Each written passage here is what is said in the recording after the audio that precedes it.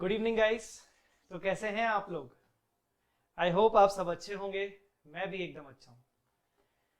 आज का सेशन हम इवनिंग में ले रहे हैं। मॉर्निंग में थोड़ा सा सिस्टम प्रॉब्लम हो गया था, तो उस वजह से हम लेक्चर कंडक्ट नहीं कर पाए।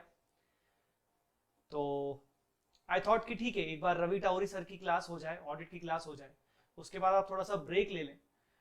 मुझे ऐसा ध्यान था कि शायद 3:30 पे रवि सर की क्लास खत्म हो जाती है, तो मुझे लगा कि चलो ठीक है, आधे घंटे का थोड़ा सा लंच ब्रेक हो, या फिर थोड़ा बहुत अगर आप आराम करना चाहें रेस्ट ले लें, उसके बाद हम 4 बजे से शुरू करें। आज की क्लास थोड़ी सी छोटी होने वाली है।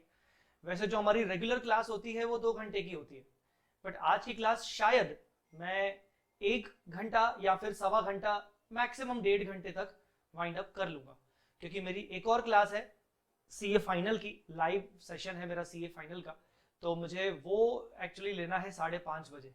सो मैं चाहूंगा कि थोड़ा सा मैं पहले क्लास उससे पहले कवर अप कर लूं, खत्म कर लूं। चलिए अब बच्चों से मुलाकात करते हैं। ऋत्विक, अश्लेषा, तेजस, स्नेहल, गुड इवनिंग बेटा। अजय, राशि, गुड इवनिंग। राशि, तो कैसे हैं आप सब? आप सब नहीं, आप लोग तो कैसे हैं आप लोग? शिवम अग्रवाल, गुड इवनिंग बेटा। ओके, सो लास्ट सेशन में हमने क्या किया था? लास्ट सेशन में हमने क्या किया था? कुछ पता है सबको? लास्ट सेशन में हमने क्या किया था, कुछ पता है आपको? हमने स्टार्ट किया था buyback of securities and equity shares with differential rights. Buyback of securities, Omkar, buyback of securities with differential rights. Omkar, Ullas, Shri Lakshmi, Renuka, good evening बच्चों।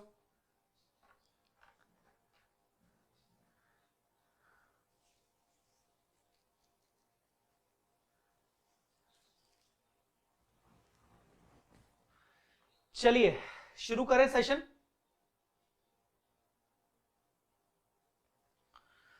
स्टार्ट करते हैं अपन सेशन को रिवीजन से। मैं ज्यादा टाइम वेस्ट नहीं करना चाहूंगा, वैसे भी अपना आज का जो सेशन रहेगा वो थोड़ा सा छोटा रहेगा, मैंने आपको बता दिया।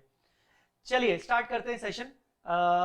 सबसे पहले हमने बात की थी बायबैक की। बायबैक हमने देखा था कि सेक्शन नंबर 68(1) से गवर्न किया जाता है। सेक्शन नंबर 68(1) में सारे रेगुलेशंस लिखे हुए, सारे रूल्स लिखे हुए हैं बायबैक के रिगार्डिंग। सेक्शन 68 कंपनी को बायबैक करने का राइट देता है। कंपनी को यह राइट देता है कि आप अपने शेयर्स को परचेज कर सकते हो। कंपनी अपने खुद अपने शेयर्स को ही परचेज कर सकती है मार्केट से। बट ये राइट के साथ साथ कुछ ड्यूटीज भी हैं। अगर ये राइट आप अवेल करते हो तो आपको कुछ कंडीशंस फुलफिल करनी पड़ती है। Condition number 1, articles of association में इसका ऑथराइजेशन होना चाहिए। क्या ये हमारे अकाउंट्स के लिए रेलेवेंट है? बिल्कुल नहीं। आर्टिकल्स ऑफ एसोसिएशन के ऑथराइज होना चाहिए, ये लॉ वाला पॉइंट है। दूसरा, condition number 2, special resolution pass करना जरूरी है। 3/4 मतलब 75% स्पेशल रिजोल्यूशन पास करना जरूरी है। हालांकि आप बोर्ड रिजोल्यूशन से भी बायबैक कर सकते हो, अगर आपका buyback up to 10% of paid up capital है तो। ठीक है। ऋत्विक तयाल सर, एक पॉइंट ग्रुप में कहा था securities premium redemption of preference shares, ये डिस्कस कर दीजिएगा। बिल्कुल, ये वाला पॉइंट ऋत्विक, और मुझे याद नहीं आ रहा किस बच्चे ने ग्रुप में बोला था, टेलीग्राम ग्रुप पे बोला था, तो मैंने उनको बोला था कि ठीक है अपन नेक्स्ट क्लास में, मतलब आज की क्लास में डिस्कस करेंगे। तो ऋत्विक, क्लास खत्म होने से पहले पहले ये पॉइंट अपन डिस्कस कर लेंगे, मुझे याद दिला देना। चलो, हमने पढ़ा था कि बोर्ड रिजोल्यूशन से भी काम हो जाएगा अगर 10% तक बायबैक करना है तो। थर्ड पॉइंट, अच्छा ये स्पेशल रिजोल्यूशन बोर्ड रिजोल्यूशन वाला पॉइंट भी हमारे ना अकाउंट्स के काम नहीं है। इसमें क्या अकाउंटिंग एंट्री होगी? कुछ भी नहीं। हाँ, अब से थोड़ा सा इंपॉर्टेंट आ जाएगा अकाउंट्स में। थर्ड कंडीशन थी कि buyback in any financial year, in any financial year, मेरे साथ साथ बोलते जाइए, आपको याद आना चाहिए। Buyback in any financial year shall not exceed 25% of paid up capital share, equity, paid up equity share of that class of share. उस particular class of equity share का जो पेड अप कैपिटल होगा उसका 25% buyback उससे ज्यादा नहीं हो सकता इन एनी फाइनेंशियल ईयर। इसी के साथ साथ इसका एक और पॉइंट था कि aggregate buyback shell not exceed 25% of total paid up capital plus free reserves. याद है कि नहीं? Of entire share capital. ठीक है सर, बोनस शेयर्स का टॉपिक कौन सा पेपर नंबर में है, पेपर नंबर 1 में है हर्ष। बोनस शेयर्स का जो टॉपिक है वो पेपर नंबर 1 में होता है अकाउंट्स में, ये एडवांस अकाउंट्स में नहीं होता। क्लास पॉज हुई है क्या? नहीं बेटा, क्लास तो पॉज नहीं हुई है, क्लास बिल्कुल पॉज नहीं हुई है। अभी तक तो मेरे मोबाइल पे तो क्लास पॉज नहीं हुई है, हालांकि हाँ मुझे YouTube जरूर एक नोटिफिकेशन दे रहा है। नहीं ठीक है, एक्सीलेंट कनेक्शन, बीच बीच में YouTube बता देता रहता है कि कनेक्शन कैसा है। क्लास पॉज नहीं हुई बेटा। सर बोनस शेयर्स का टॉपिक कौन सा? ये तो मैंने बोल दिया। सर आपने अभी क्या कहा, रिपीट कर दीजिए, मेरी क्लास बफर हो रही थी। बेटा थोड़ा सा बैक करके आप देखो, आपको समझ में आ जाएगा। अगर आपको कुछ बीच में आपका मिस हो गया तो आप बैक भी कर सकते हो। मैंने बस इतना बताया कि जो मैक्सिमम बायबैक है वो 25% इन एनी फाइनेंशियल ईयर, जो मैं आपको अभी बता रहा था, और दूसरा aggregate buyback 25% of the total paid up capital plus free reserve entire life time में। ठीक है,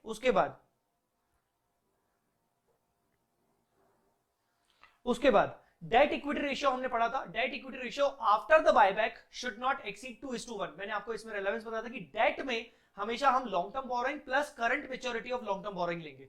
इक्विटी में equity capital plus reserves and surplus लेंगे। 2:1 से ज्यादा नहीं होना चाहिए। ठीक है, इसके अलावा हमने पढ़ा था कि भाई बायबैक हमेशा फुल्ली पेड शेयर्स का होता है, बायबैक की process with in 12 months complete हो जानी चाहिए। हमने मेन बात क्या पढ़ी थी? हमने मेन बात पढ़ी थी कि बायबैक करने के लिए सोर्स ऑफ बायबैक क्या होना चाहिए। सोर्स ऑफ बायबैक मतलब साला पैसा कहां से लाओगे, पैसा कहां से लाओगे। तो हमने ये देखा था कि सोर्स ऑफ बायबैक दो तरीके से हो सकते हैं। उसमें बुक में 3 तरीके से दिखाया गया है। सोर्स ऑफ बायबैक 2 तरीके से होते हैं। पहला, आउट ऑफ फ्री रिजर्व्स, मतलब आउट ऑफ रिटेन्ड अर्निंग्स। हमारे पास अगर पहले से ही कुछ प्रॉफिट्स रखे हुए हैं, फ्री रिजर्व्स रखे हुए हैं इंक्लूडिंग सिक्योरिटीज प्रीमियम, तो हम बायबैक से हम बायबैक के लिए उसका यूज कर सकते हैं। अब इसमें मैंने आपको एक थॉरली एक पॉइंट समझाया था, आपको याद होना चाहिए। आपको मैंने पॉइंट समझाया था कि बेटा आउट ऑफ फ्री रिजर्व्स अगर हम बोलते हैं तो इसका मतलब होता है कि हमारे पास जो फ्री रिजर्व्स रखे हैं वो कहीं ना कहीं असेट साइड में बताई गई असेट्स जैसे bank balance, cash balance, investments, other assets के फॉर्म में रखा होता है। जब भी किसी कंपनी की बैलेंस शीट में आपको प्रॉफिट्स दिख जाए, सिक्योरिटीज प्रीमियम दिख जाए, तो ये समझ लेना कि ये चीज कहीं ना कहीं cash, bank balance, other assets के फॉर्म में रखी होगी। ठीक है, तो जब भी आपको बोला जाए बायबैक के क्वेश्चन में कि आपने बायबैक किया और उसके लिए आपने इन्वेस्टमेंट बेचा, मेरी बात को ध्यान से समझिए मेरी बात को। जब भी आपको ये कहा जाए कि क्वेश्चन में ये बोला जाए कि आपने बायबैक किया, उसके लिए आपने इन्वेस्टमेंट बेचा, उसके लिए आपने कोई असेट बेची, तो समझ जाना कि वो ये कह रहा है कि बायबैक आपने आउट ऑफ फ्री रिजर्व्स किया है। मतलब जो फ्री रिजर्व्स आपके रखे हैं, आपके पास जो प्रॉफिट्स रखे हैं, वो किस फॉर्म में रखे थे? इन्वेस्टमेंट के फॉर्म में। आपने उन इन्वेस्टमेंट्स को बेच दिया, कैश आया और कैश से आपने बायबैक कर लिया। दैट मींस आपने अपने रिटेन्ड अर्निंग्स का उपयोग किया है, आपने अपने रिटेन्ड अर्निंग्स का यूज किया है। So whenever it is written in the question that we have sold so and so asset, we have sold the investment, please note it down that it is indirectly means that we have used our free reserves for the purpose of buyback. The second point is कि suppose we don't have sufficient reserves, अगर हमारे पास sufficient reserves नहीं है तो हम क्या करेंगे? अगर हमारे पास sufficient reserves नहीं है, अगर हमारे पास free reserves sufficient नहीं है, या हम किसी कारण से अपने free reserves का यूज नहीं करना चाहते, तो what can we do? Do we need to buy back again? Yes, in that case buyback can be done only when company decides to make fresh issue. ऐसे केस में company को fresh issue of other securities like preference shares का करना पड़ेगा। fresh issue मतलब नई securities issue करो, वहां से जो पैसा आएगा उस पैसे को आप यूटिलाइज कर सकते हो। ठीक है,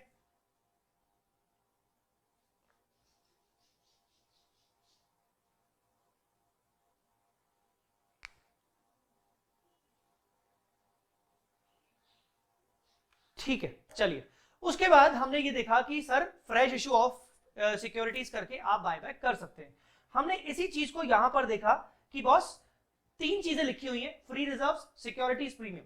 3 चीजें लिखी हुई हैं, फ्री रिजर्व, सिक्योरिटी प्रीमियम और फ्रेश इशू। तो जो पहला फ्री रिजर्व और सिक्योरिटी प्रीमियम है, दैट मींस कि आप अपने रिटेन्ड अर्निंग से बायबैक कर सकते हो। जो सिक्योरिटी प्रीमियम से भी बायबैक कर सकते हो। सेक्शन नंबर 52 कि सिक्योरिटी प्रीमियम के कौन से यूजेस होते हैं, उनमें से एक यूज लिखा हुआ है कि आप बायबैक कर सकते हो। दूसरा आपका फ्रेश इशू हो सकता है अगर आपके पास ऊपर की दोनों चीजें सफिशिएंट नहीं है तो। ठीक है, फ्री रिजर्व्स में general reserve, P and L account, securities premium. याद रखना जनरल रिजर्व का दूसरा नाम याद रखना जनरल रिजर्व का दूसरा नाम रेवेन्यू रिजर्व भी होता है।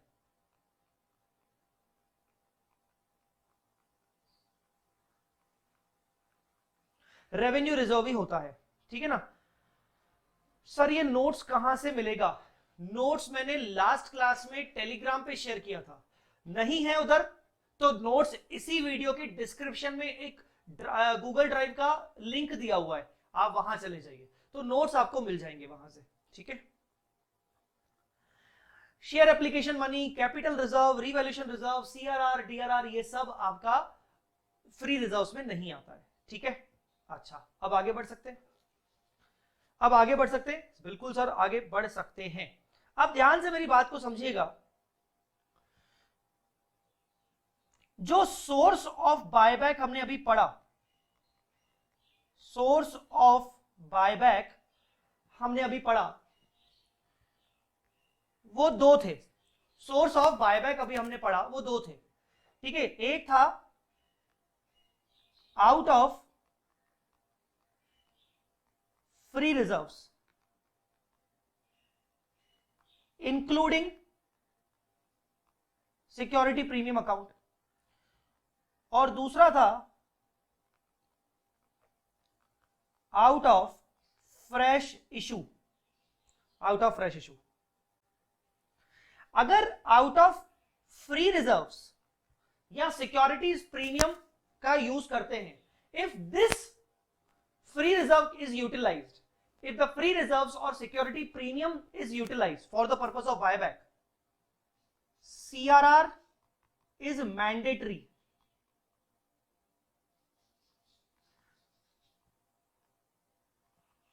to maintain, to create and maintain। आप ना ये नोट करना है आपको अपनी कॉपी में, to maintain, which should be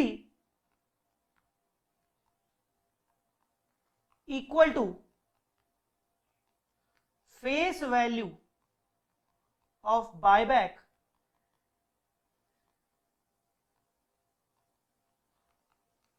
amount utilized from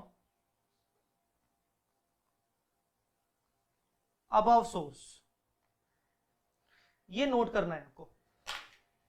इसका मतलब अभी हम आने वाले अभी से लेकर अभी हम इसको 5 से 10 मिनट 15 मिनट अभी इसको देना जरूरी है कि ये सीआरआर क्या होता है और ये सीआरआर क्यों बनाया जा रहा है मैंडेटरी बेसिस पर, ठीक है। बायबैक चैप्टर लास्ट क्लास में शुरू हुआ था। विद्या आप, मुझे ऐसा लग रहा है कि रेगुलरली लेक्चर्स को फॉलो नहीं कर पा रहे हो।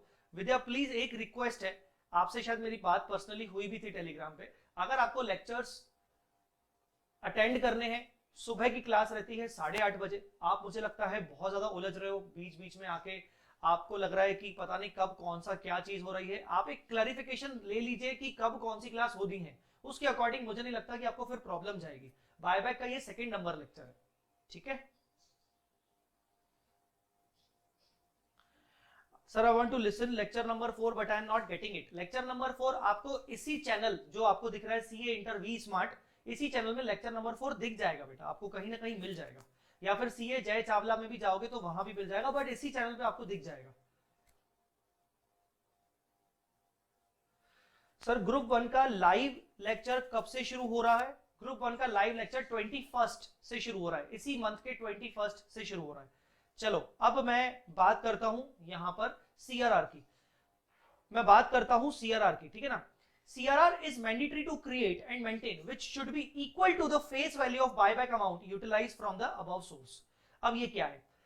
कंपनीज एक्ट कहता है कि हमने आपको राइट दिया कि आप बायबैक कर सकते हो, आप बायबैक करने जा रहे हो, हमने आपको बोला कि बायबैक करने के लिए आप दो में से कोई भी, इन दो में से बताए गए कोई भी सोर्सेस का यूज कर सकते हो। आप पहला सोर्स फ्री रिजर्व्स का यूज कर सकते हो।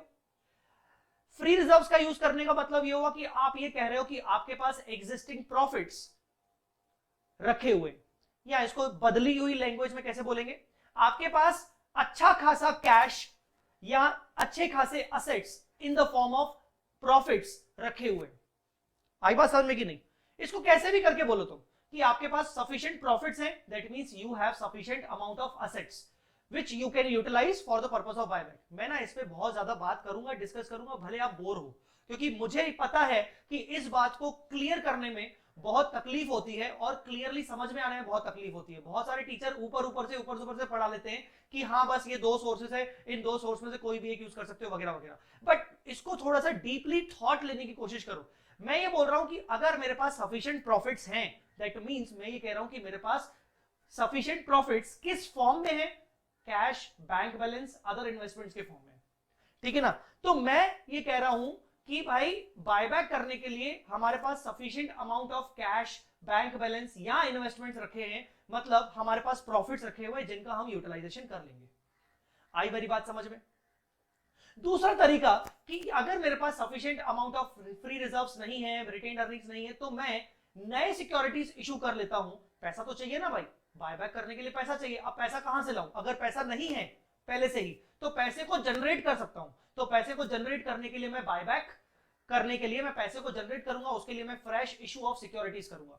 यहां पर फ्रेश इशू ऑफ सिक्योरिटीज का मतलब कोई भी अदर सिक्योरिटीज जो कि स्पेसिफाइड अलाउड है कंपनीज एक्ट के द्वारा। अब सर कौन सी सिक्योरिटीज अलाउड है ये आपको याद करने की जरूरत नहीं। आप जो भी सिक्योरिटीज इशू करना चाहते हो रियल लाइफ में, आपको उसकी परमिशन आरओसी से लेनी पड़ेगी कि क्या हम ये टाइप की सिक्योरिटी इशू कर सकते हैं बायबैक के लिए, तो आपको आरओसी परमिट कर सकता है। सो आप फ्रेश इशू का यूज कर सकते हो।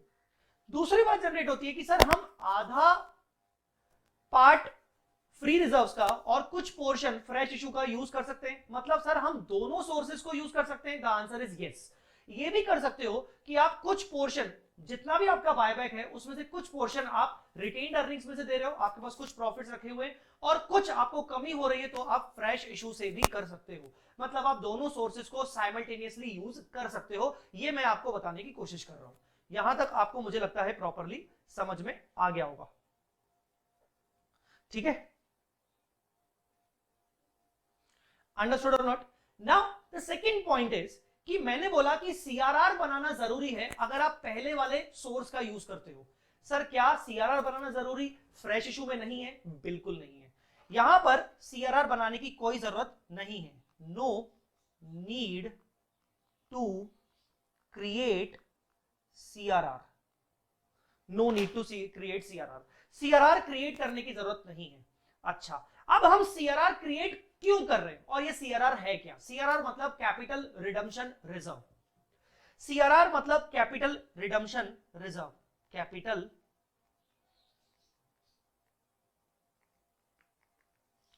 Redemption reserve. CRR means capital redemption reserve. Capital redemption reserve. Ritwik पूछ रहे हैं sir it means we can't issue new equity shares for old ones? Generally yes, आप इक्विटी शेयर इशू नहीं कर सकते हो, specially same class of equity share issue नहीं कर सकते हो। फिर मतलब ही क्या हुआ?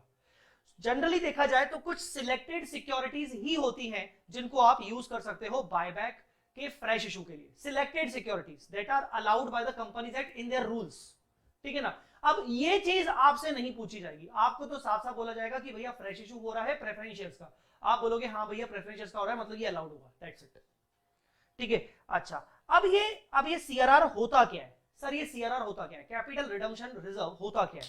मैं आपको सिर्फ इसकी पीछे की एक प्रॉपर लॉजिकल कहानी सुनाना चाहता हूं, तो प्लीज थोड़ी देर के लिए, आने वाले 5 से 8 मिनट के लिए प्लीज बीच में कुछ बोलिएगा मत, नहीं तो मुझे अननेसेसरली आपकी चैट को डिसेबल करना पड़ेगा।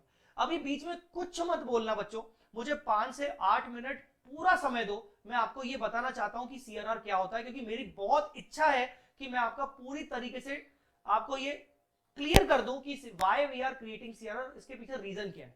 सो प्लीज आने वाले 5 से 8 मिनट तक डाउट मत पूछना या कुछ भी चैटिंग मत करना, ठीक है?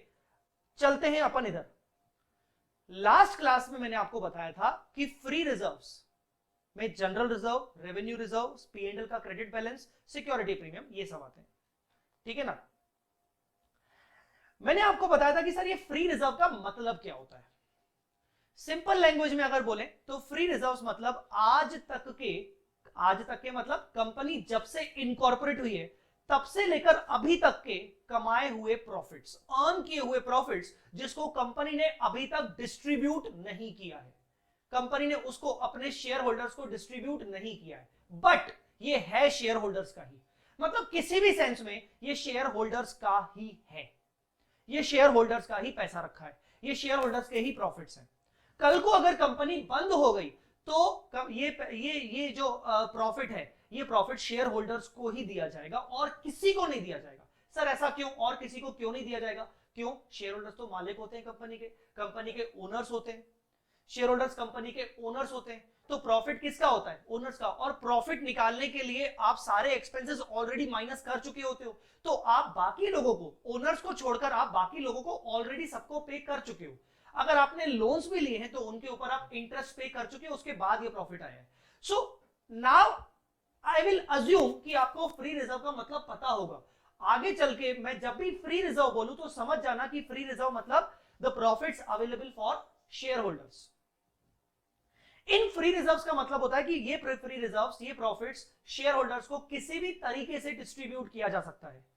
अब ये किस तरीके से डिस्ट्रीब्यूट किया जाता है? जनरली ये फ्री रिजर्व, पहला तरीका डिविडेंड के रूप में डिस्ट्रीब्यूट किया जाता है। कंपनी हर साल जब डिविडेंड डिस्ट्रीब्यूट करती है तो अपने प्रॉफिट एंड लॉस या फिर फ्री रिजर्व्स में से ही डिस्ट्रीब्यूट करती है।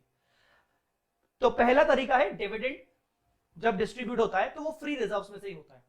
डिविडेंड के केस में हम जब डिस्ट्रीब्यूट करते हैं डिविडेंड को तो हम बैंक से पैसा देते हैं, मतलब हम कहीं ना कहीं जो ये फ्री रिजर्व्स डिस्ट्रीब्यूट कर रही है कैश के फॉर्म में डिस्ट्रीब्यूट करते हैं। जब हम डिविडेंड पे करते हैं तो इसका मतलब free reserves are distributed in the form of cash.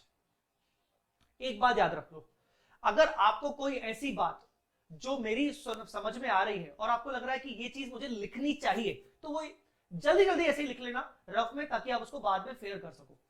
So though these free reserves can be distributed in the form of dividend, this is the point number 1, dividend के फॉर्म में हम distribute कर सकते हैं कैश में, dividend cash में देते हैं। सेकेंड थिंग, क्या सर डिविडेंड के अलावा भी कोई दूसरा तरीका है? यस, डिविडेंड के अलावा दूसरा तरीका है कि आप अपने शेयर होल्डर्स को बोनस इशू कर दो, बोनस शेयर्स दे दो। उसमें फायदा यह है कि आपको कैश पे नहीं करना पड़ेगा, मतलब फ्री रिजर्व्स का फ्री रिजर्व्स भी डिस्ट्रीब्यूट कर दिया और आपने कैश भी पे नहीं किया, बोनस दे सकते हो आप। सर तो बोनस देंगे अगर फ्री रिजर्व्स में से बिना कैश डिस्ट्रीब्यूट किए हुए, तो सर एंट्री क्या होगी?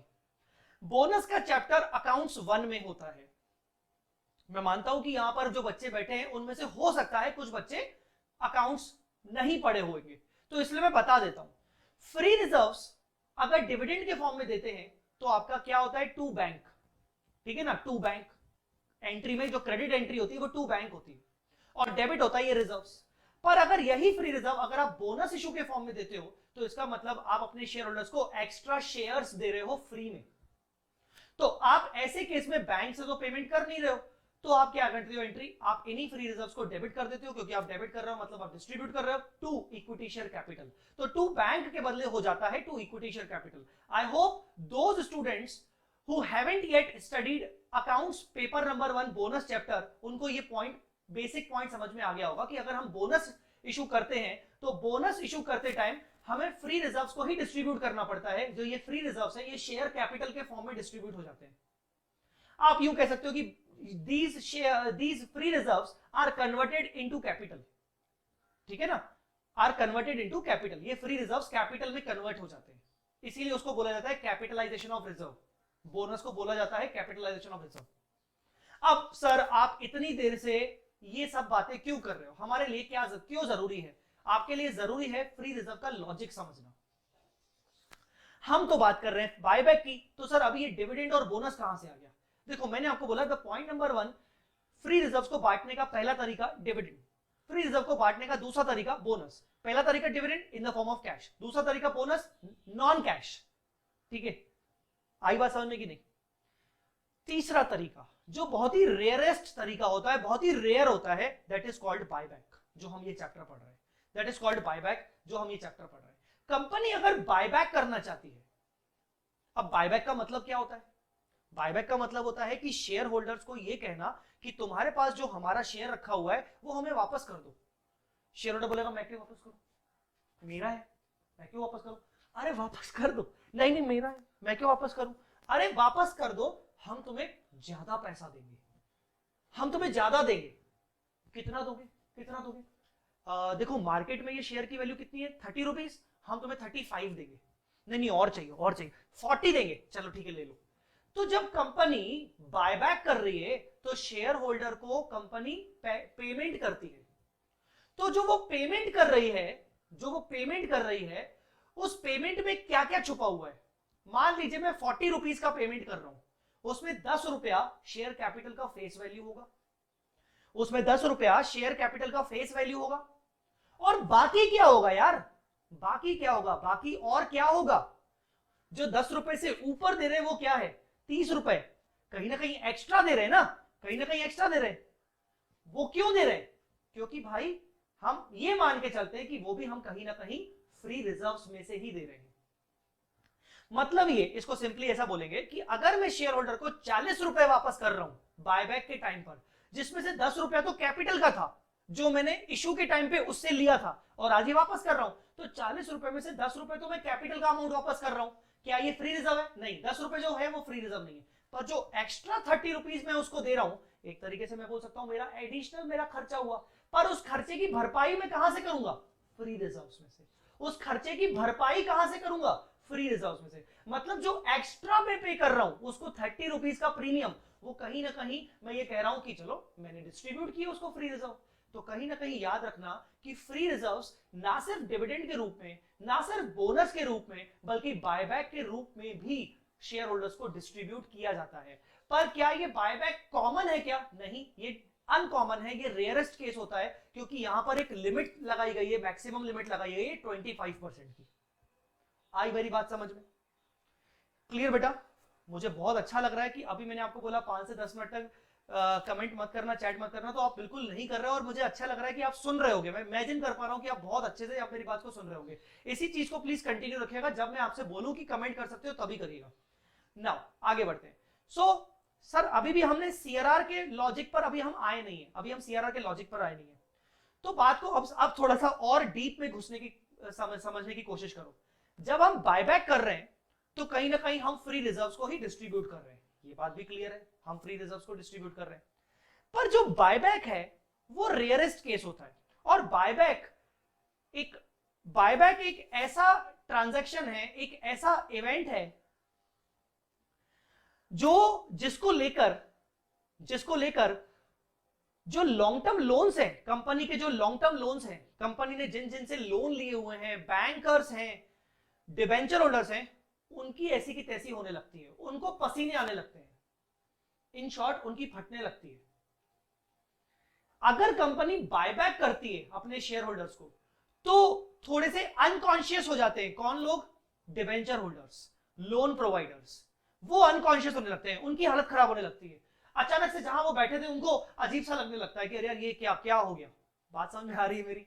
अब ऐसा मैं क्यों बोल रहा हूं, थोड़ा सा इसको लॉजिकली समझने की कोशिश करिए। ये जो बायबैक का सेक्शन नंबर 68 का जो प्रोविजन बनाया गया है, इसमें पूरा ध्यान रखा गया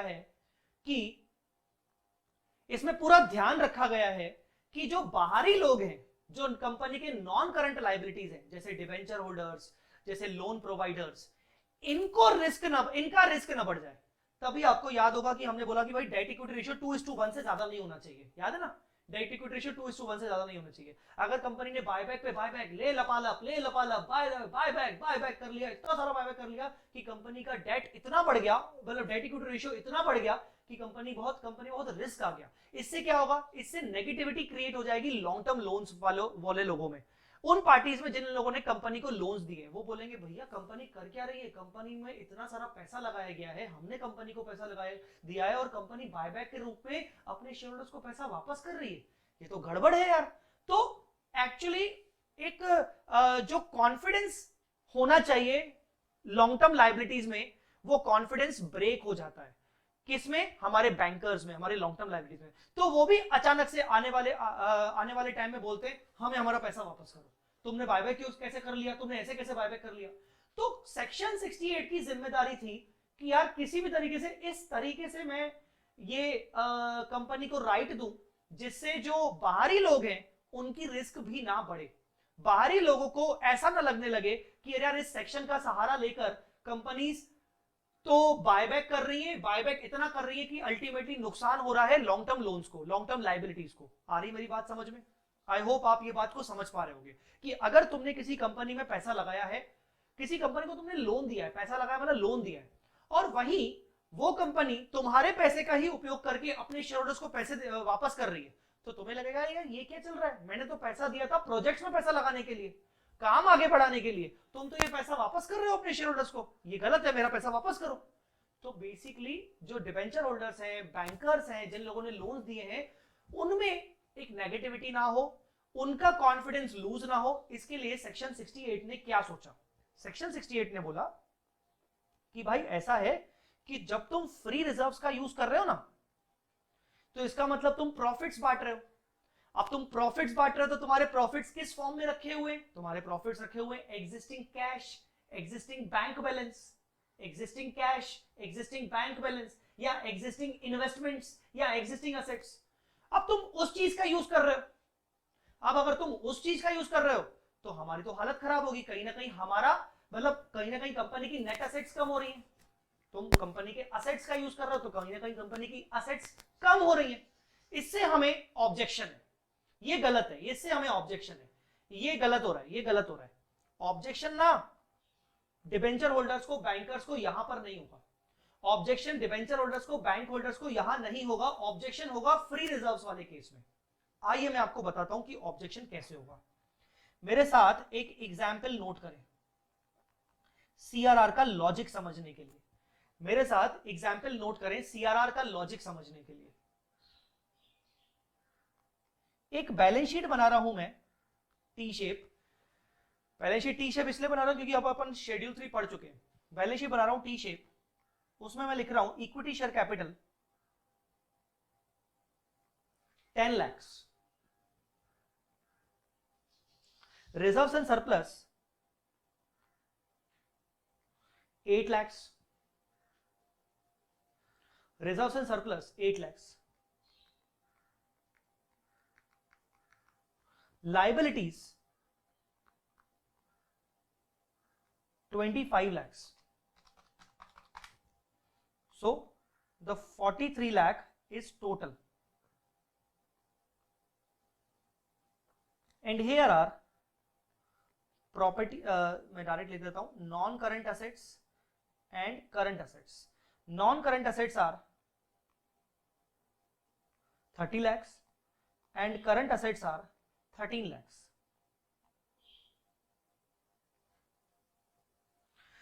सबसे पहले तो ये बैलेंस शीट बना लीजिए, just to understand the logic behind creating CRR. हमारी इस क्लास में, अगर आज की क्लास में सीआरआर का लॉजिक भी समझ लिया ना, और उसके बाद की जर्नल एंट्री समझ ली ना, आज की क्लास में इतना भी काफी है। ठीक है, बायबैक बहुत ही छोटा टॉपिक है। बहुत सारे टीचर तो ये सीआरआर और इन सब का कॉन्सेप्ट आधे घंटे में करवा के खत्म करते हैं, बोलते हैं चलो आप क्वेश्चन करना शुरू करते हैं। जबकि आज आप देख रहे हैं हमारी सेकंड क्लास है। फर्स्ट क्लास 2 घंटे की हो गई, सेकंड क्लास है हमारी, सब हम अभी तक उसमें खड़े हुए हैं क्योंकि हमें पहले लॉजिक्स पर ध्यान देना है। तो ये बैलेंस शीट आप बना लीजिए। अब अगर आपने बैलेंस शीट बना ली है तो प्लीज चैट में मुझे ये बताइए, मैं जो पूछूंगा मुझे बताइएगा आंसर मुझे चैट में। अगर कंपनी बंद हो गई, अगर कंपनी बंद हो जाए, अगर आज कंपनी बंद हो जाए, और ये कंपनी की बैलेंस शीट है, ये कंपनी की बैलेंस शीट है, अगर आज ये कंपनी बंद हो जाए तो मुझे बताइए कंपनी पहले अपने लायबिलिटीज को पैसा देगी कि इक्विटी शेयर होल्डर्स को पैसा लौटाएगी? कंपनी किसको पैसा रीपे करेगी सबसे पहले? फर्स्ट प्रायोरिटी में कौन आएगा? अगर आज कंपनी को बंद कर दिया जाए तो ये जितनी भी असेट्स हैं ये बेची जाएंगी, बेचने पर जो भी पैसा आएगा वो किसको दिया जाएगा? लायबिलिटीज को पहले कि पहले इक्विटी शेयर होल्डर्स को? पहले लायबिलिटीज को दिया जाएगा कि पहले इक्विटी शेयर होल्डर्स को दिया जाएगा? मुझे इस चीज का जवाब दीजिए चैट में, मुझे जल्दी जवाब दीजिए कि पहले किसको पेमेंट किया जाएगा, लायबिलिटी होल्डर्स को कि इक्विटी शेयर होल्डर्स को? और तुम लोगों को अगर नहीं भी पता तो भी जवाब दे दो, कुछ तो भी दो। ऐसा तो नहीं कि फोन में घुस के मारूंगा, मतलब मारने की तो आदत किसी की नहीं होती टीचर की, डांटने की भी नहीं होती, थोड़ा बहुत तो डांट खाते, पर ऐसा तो है नहीं कि मतलब टीचर कुछ बोल देगा आपको। सो इसलिए बेझिझक मुझे आंसर करिए। स्मिता, स्नेहल, राशि, विद्या, तेजस, शिवम, अजय, सबने बोला लाइबिलिटीज। सबने बोला लाइबिलिटीज। योगेश, लाइबिलिटी।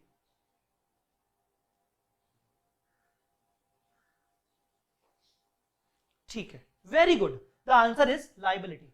अगर कंपनी झूठ मूठ में बंद हो जाए तो हमें लाइबिलिटीज को पहले पे करना पड़ता है, ये बात फैक्ट है, हमें लाइबिलिटीज को पहले पे करना पड़ता है। अब कंपनी बंद नहीं हो रही, मैं तो बोला झूठ मूठ में, मान लो सच्ची मुच्ची नहीं, झूठ मूठ में अगर कंपनी बंद हो जाए तो सबसे पहले लाइबिलिटीज के पास अधिकार होता है पैसा लेने का। तो आप मुझे एक बात बताइए, ये लाइबिलिटीज में आप अपने आप को इमेजिन करो कि आप यहां पर बैठे हैं। आप अपने आप को इमेजिन करो कि आप यहां पर बैठे हैं और आपने इस कंपनी में 25 लाख रुपए लगाए हैं लोन के फॉर्म में, आपने कंपनी को लोन्स दिए हैं, ठीक है ना। अब लोन्स मतलब डिवेंचर होल्डर्स हो आप, या फिर आप बैंकर्स हो, या फिर आपने पब्लिक डिपॉजिट्स लिए हैं, ठीक है ना, पब्लिक डिपॉजिट के रूप में पैसा लगाया, व्हाटएवर। तो आप मुझे ये बताओ कि आप लोग लाइबिलिटी में बैठे हुए हो यहां पर, और आपके सामने कितना सिक्योरिटी दिख रहा है, आपके सामने कितना असेट्स के फॉर्म में सिक्योरिटी दिख रहा है। मतलब आज आप 25 लाख कंपनी में लगा चुके हो, तो आपके सामने सिक्योरिटी के रूप में क्या क्या रखा हुआ है, सिक्योरिटी रूप में कितनी असेट्स की वैल्यू आपके सामने दिख रही है। क्या आप मुझे बता सकते हो? क्या आप मुझे बता सकते हो कि आपके सामने कितने असेट्स के रूप में सिक्योरिटी दिख रही है? याद रखना, जो मैं चीजें पूछता जा रहा हूं आगे चल के आपको खुद ही समझ में आ जाएगा कि हाँ यार सीआरआर क्यों क्रिएट करना पड़ता है, सीआरआर क्यों क्रिएट करना पड़ता है, आपको खुद ही समझ में आ जाएगा। तो मैं आपसे ही बस पूछ रहा हूं कि बताइए कि लाइबिलिटीज में अगर आप आज अपने आप को देखते हो तो आपके सामने ऐसा होता है ना कि यार चलो ठीक है, इस कंपनी में ना इतनी एसेट्स हैं या ये इतनी पोजीशन है, तो आपके सामने कितनी सिक्योर्ड पोजीशन दिख रही है, लाइबिलिटी होल्डर्स के सामने कितनी सिक्योर्ड पोजीशन दिख रही है, मैं पूछ रहा हूं। Secured position for liability holders, secured position कितनी दिख रही है, सिक्योर्ड पोजीशन कितनी दिख रही है? सर हमें समझ में नहीं आया क्या पूछ रहा हूं। मैंने आपसे बोला कि अगर कंपनी झूठ मूठ में बंद हो जाए तो ये असेट्स को बेचा जाएगा, तो असेट्स को बेचने पे मान लो 43 लाख मिलेगा, तो ये 43 लाख में से सबसे पहले लाइन में आगे कौन लगेगा? आपने बोला लाइबिलिटी लगेगा। तो इसका मतलब लाइबिलिटी लोगों को क्या दिख रहा है, लाइबिलिटी लोगों को क्या दिख रहा है, कितने के हैं असेट्स, कितनी पोजीशन दिख रही है लाइबिलिटी लोगों को, क्योंकि वो सबसे आगे खड़े हैं ना, आगे वाले को सब कुछ दिखता है। तो आगे वाला जो खड़ा है वो उसको कितनी पोजीशन दिख रही है, कितनी असेट्स है, ये पूछ रहा हूं।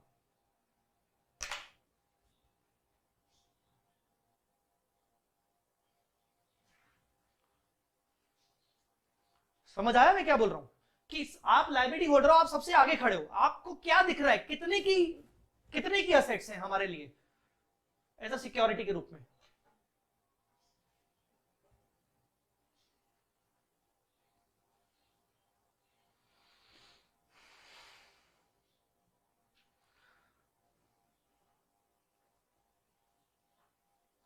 विद्या बाबुल, विद्या बेटा 80 लाख कोई फिगर है ही नहीं, 80 लाख कहां से आ गया बेटा, 80 लाख तो कोई फिगर ही नहीं है, दिस इज 8 लाख बेटा, आप शायद 8 को 80 बोल रहे हो। योगेश 35, शिवम 43, तेजस 43, अजय 43, वेरी गुड, बोलते जाओ जल्दी जल्दी। स्नेहल 43,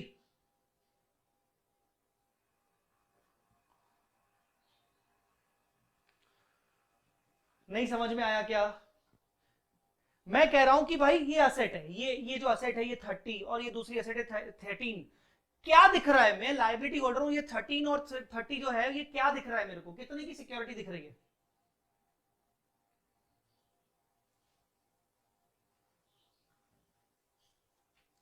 मैं कहूंगा कि लाइबिलिटी होल्डर्स के सामने 43 लाख के असेट्स तो दिख रहे हैं, पर वो जानते हैं कि जो ये 43 लाख के असेट्स हैं इनमें से कहीं ना कहीं 8 लाख रुपीस तो शेयर होल्डर्स का है।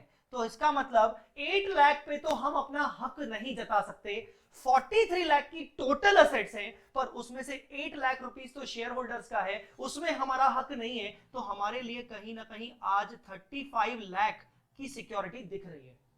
सर ये 8 लाख शेयर होल्डर का ये क्या है? ये देखो 8 लाख रिजर्व एंड सरप्लस। पर सर ये तो ऊपर है ना, थोड़ी देर पहले मैंने बताया था कि ये रिजर्व एंड सरप्लस किस फॉर्म में होते हैं, ये असेट्स के फॉर्म में होते हैं। तो कहीं ना कहीं अगर मेरी बुक्स में रिजर्व्स दिख रहे हैं 8 लाख रुपीस के, तो वो रिजर्व्स कहीं ना कहीं करंट और नॉन करंट में रखे होंगे। तो लायबिलिटी होल्डर जानता है कि यार टोटल कंपनी के पास आज असेट्स है 43 लाख, पर उसमें 8 लाख तो मान लो शेयर होल्डर्स का है, तो हमारे सामने सिक्योरिटी भैया 35 लाख की है।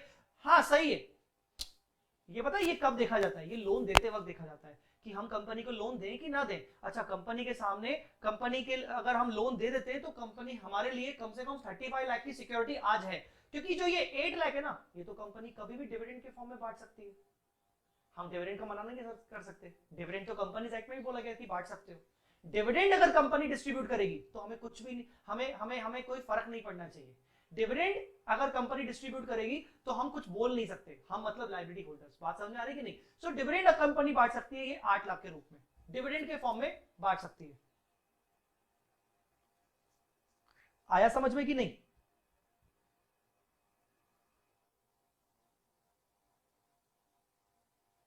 रिजर्व एंड सरप्लस से भी तो पे होगा लायबिलिटीज को। राशि मेरी बात को समझिए, जो रिजर्व एंड सरप्लस है ये किस फॉर्म में रखे हैं, हम कल की क्लास से बार बार पढ़ते आए हैं। ये रिजर्व एंड सरप्लस रखे हैं हमारे असेट्स के फॉर्म में। तो ऐसा मत बोलो कि ये असेट्स तो है ही हैं प्लस रिजर्व भी है। अरे ये रिजर्व भी तो यहीं पर शामिल है ना, ये 8 लाख का भी तो पैसा कहीं ना कहीं इन्हीं असेट्स में पड़ा हुआ है ना। यही तो चीज हमने पिछली क्लास में पढ़ ली थी, और आज आते साथ मैंने आपको ये चीज बताई कि जो आपके पास रिजर्व्स होते हैं वो कहीं ना कहीं असेट्स के फॉर्म में रखे होते हैं, कहीं ना कहीं असेट्स के फॉर्म में रखे होते हैं। तो टोटल आपके पास असेट्स कितने की हैं? टोटल आपके पास असेट्स 43 लाख रुपीस की हैं। आ रही है मेरी बात समझने की नहीं? टोटल आपके पास असेट 43 लाख की हैं। उस 43 लाख में से बाहर की जो लायबिलिटी होल्डर्स है, मतलब आप लोग जानते हो कि यार कभी भी मतलब कभी भी कंपनी अपने शेयर होल्डर्स को डिविडेंड के फॉर्म में this can be distributed to share holders at any time by way of dividend, जिसके लिए हम कोई ऑब्जेक्शन नहीं ले सकते। हम ऐसा नहीं बोलेंगे डिविडेंड क्यों बांट रहे हो, डिविडेंड क्यों बांट रहे हो। नहीं, डिविडेंड तो कंपनी दे सकती है, डिविडेंड बांटते वक्त कोई ऑब्जेक्शन हम नहीं ले सकते। आई मेरी बात समझ में कि नहीं? तो कहीं ना कहीं हम बोलेंगे यार हमारे पास 35 लाख रुपीस की सिक्योरिटी है, कि ठीक है टेंशन नहीं है, कंपनी में 35 लाख रुपीस की असेट्स दिख रहे हैं 25 लाख की लायबिलिटीज के अगेंस्ट में, जो कि अच्छा फिगर है। आई बात समझ में कि नहीं? साफवान मोहम्मद, शुरू में हमने बात कर ली थी, मैं डिस्कस करूंगा बेटा, है ना, मैं डिस्कस जरूर करूंगा। मैं आपको याद कर रहा था, ऋत्विक ने मुझे याद दिला दिया था कि टेलीग्राम पे की ऐसा पॉइंट आया था। Safwan Mohammed, please concentrate right now on this and I don't need any kind of chat other than this. ठीक है, क्लियर? सो किसी को डाउट इसमें अभी तक है तो मुझसे पूछ लीजिए, नहीं तो मैं आगे बढ़ूं। और मुझे जल्दी ये भी चैट करके बताओ कि सर आगे बढ़ना है कि नहीं।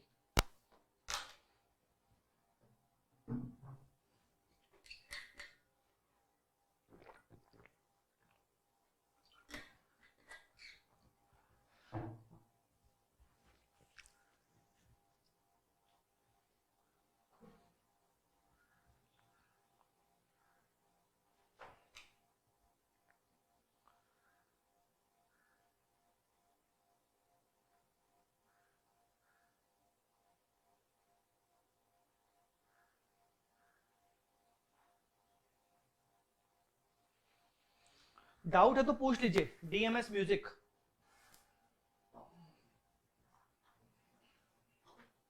डाउट है तो पूछ लो जल्दी, नहीं तो मैं आगे बढ़ूं।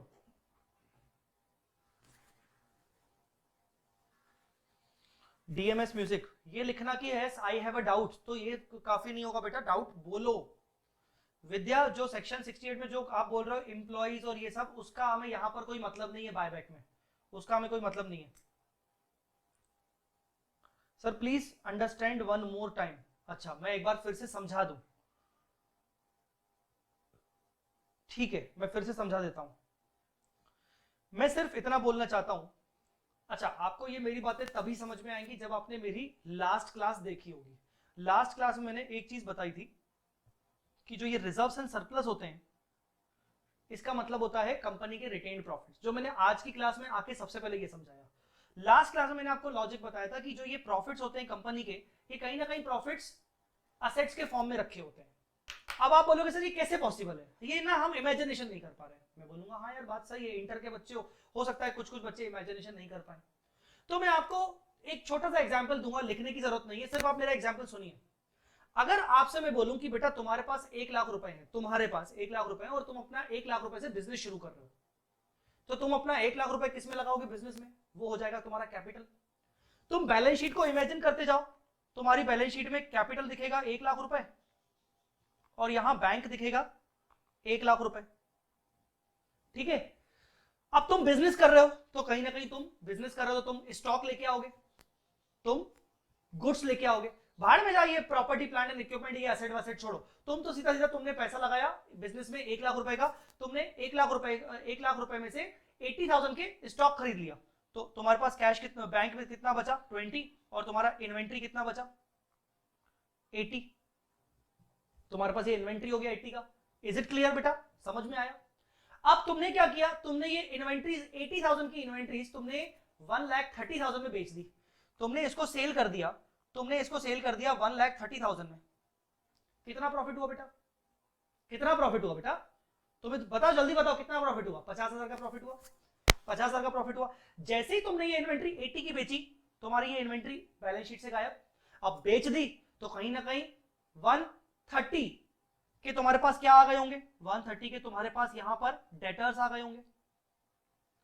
130 के तुम्हारे पास यहां पर डेटर्स आ गए होंगे। आई मेरी बात समझ में कि नहीं?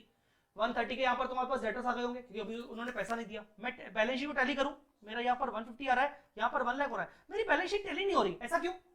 सर सिंपल सी बात है, यहां पर सर आपका प्रॉफिट आया है, यहां पर प्रॉफिट होगा सर 50,000 का, क्योंकि सर हमने इन्वेंट्री को बेचा था 80,000 की इन्वेंट्री को 130 में बेचा था, तो सर हमारा प्रॉफिट हो गया। अब मैं आपसे एक बात पूछ रहा हूं, ये प्रॉफिट क्या है? ये प्रॉफिट आपका रिजर्व एंड सरप्लस है कि नहीं? बोलो यस।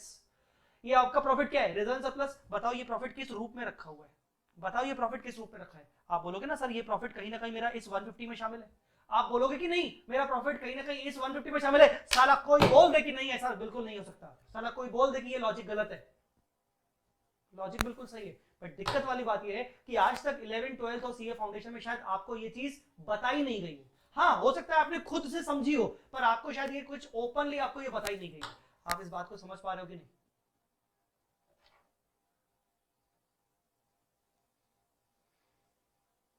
आप इस बात को समझ पा रहे हो कि नहीं?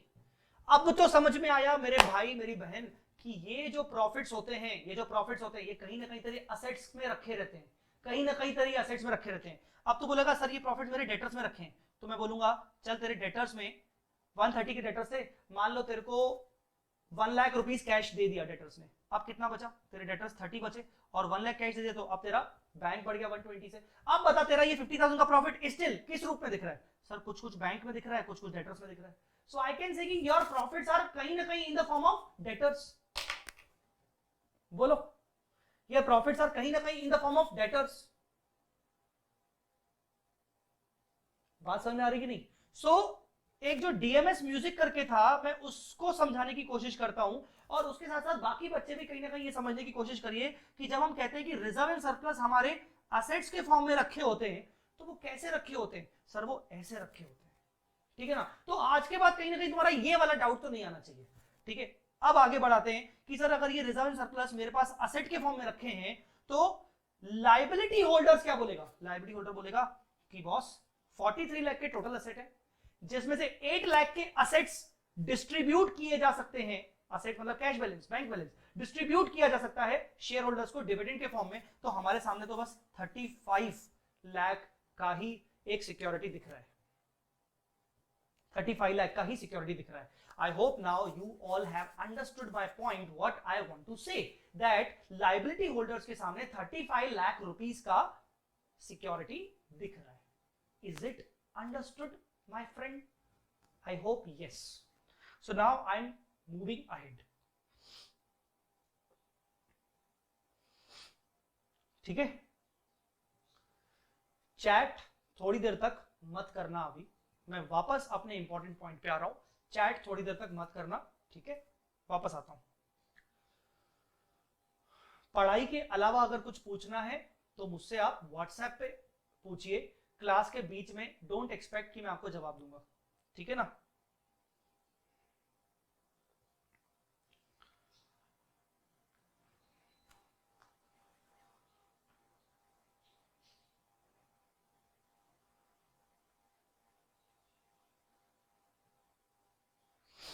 आगे बढ़ूं मैं, चलो।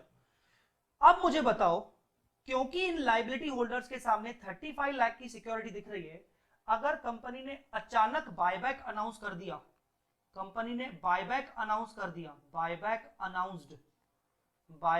Announced by company, buyback company ने अनाउंस कर दिया। सर कितना अनाउंस किया? मान लो कंपनी ने बायबैक अनाउंस कर दिया of ₹3 lakh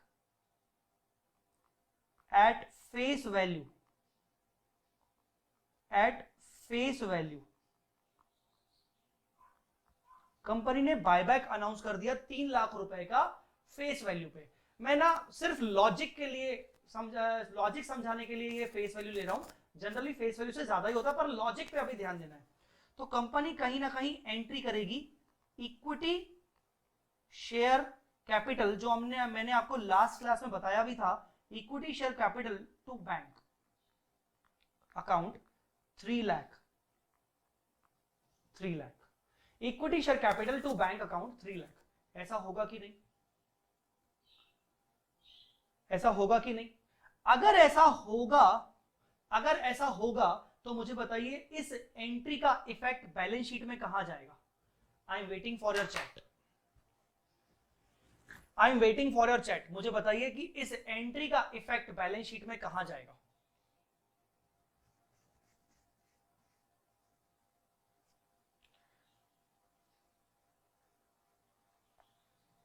sir even in case of liquidation क्या डिवेंचर होल्डर्स का रिजर्व्स पर कोई हक नहीं होता? बिल्कुल नहीं होता ऋतिक, चाहे लिक्विडेशन भी हो जाए, रिजर्व्स डिवेंचर होल्डर्स का रिजर्व्स एंड सरप्लस पे कोई हक नहीं होता।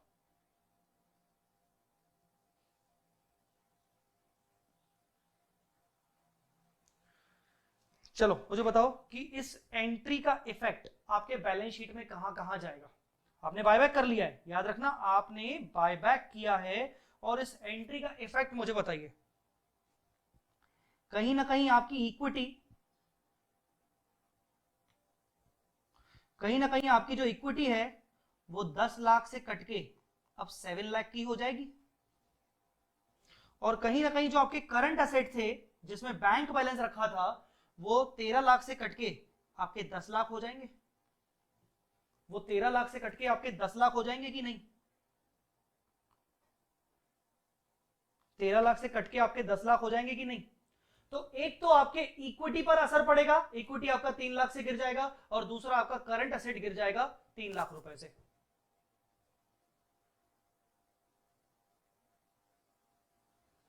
ठीक है, बैलेंस शीट हमारी टैली हो रही है।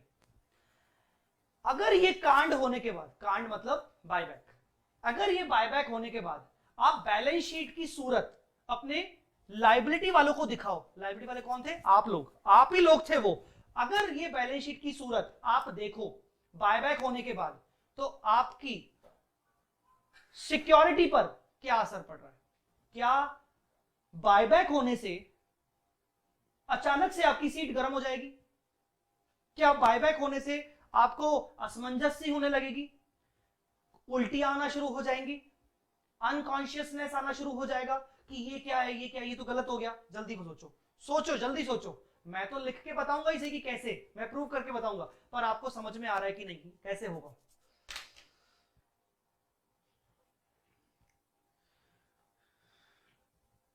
लेक्चर पर ध्यान दो नलायक, लेक्चर पे ध्यान दो। मेरी जर्नी मैं कभी ना कभी बताऊंगा, यस मैं बताऊंगा मेरी जर्नी कैसी हुई, क्या हुई, वो मैं बाद में बताऊंगा। लेक्चर पे ध्यान दे नलायक, ठीक है ना? उंगली दे रहा हूं, हाथ मत पकड़। जोक सपाट जो कर रहा हूं। चलो जल्दी बताओ इसका इंपैक्ट क्या होगा?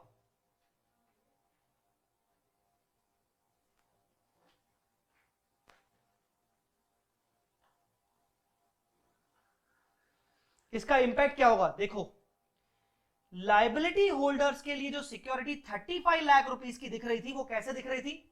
43 लाख के असेट पर उसमें से 8 लाख तो रिजर्व्स है। बट अब देखो 30 प्लस 10 क्या 43 लाख के असेट है? नहीं, असेट जो है अब वो भी 40 लाख के हो गए। असेट जो है अब वो 40 लाख के हो गए, और रिजर्व्स तो आज भी 8 लाख के हैं। रिजर्व्स तो आज भी 8 लाख के हैं। तो अब देखो उनकी पोजीशन 33 लाख पर आ गई, सॉरी 32 लाख पर आ गई। उनकी पोजीशन 32 लाख पर आ गई।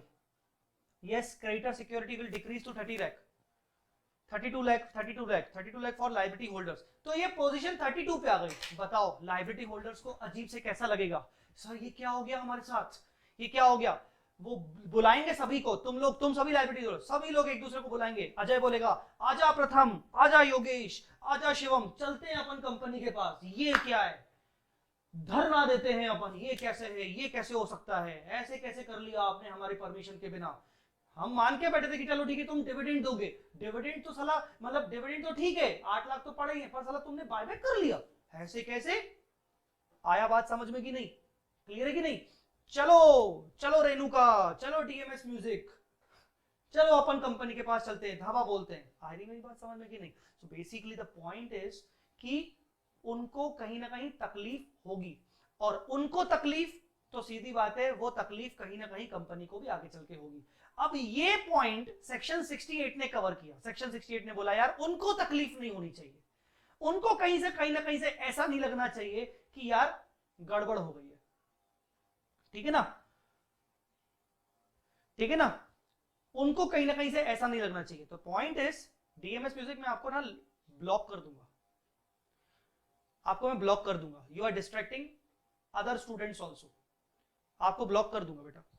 सो द पॉइंट इज कि ये 32 लाख रुपीस की अगर लाइब्रेरीज हो गई हैं तो ये कैसे, अब क्या किया जाए, अब क्या किया जाए, कैसे करें, अब कैसे करें।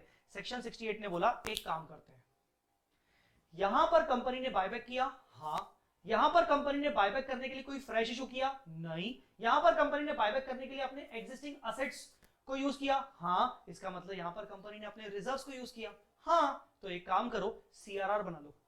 सर सीआरआर बनने से क्या होगा, सीआरआर बनने का मतलब ये हुआ कि जो तुम्हारे पास रिजर्व्स 8 लाख रुपए के रखे हैं, सीआरआर बनाने की एंट्री होगी, सीआरआर बनाने की एंट्री होगी रिजर्व्स अकाउंट डेबिट, रिजर्व्स मतलब free reserves, free reserves account debit to CRR, free reserves debit to CRR, free reserves debit to CRR. कितना, 3 लाख। उतने का उतना ही तू एक काम कर सीआरआर बना दे। सर सीआरआर मतलब profit is now, this profit is now blocked and can't be distributed, can't be distributed।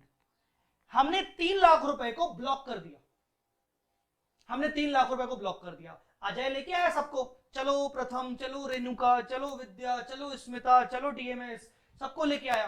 ठीक है ना। तो मैंने बोला चलो ठीक है, मैं तुम सबकी कसम खाता हूं कि मैं जो 8 लाख रुपए रखे हैं मेरे पास, उसमें से मैं 3 लाख रुपए को ब्लॉक करता हूं, मैं 3 लाख रुपए को उनको नहीं बांटूंगा।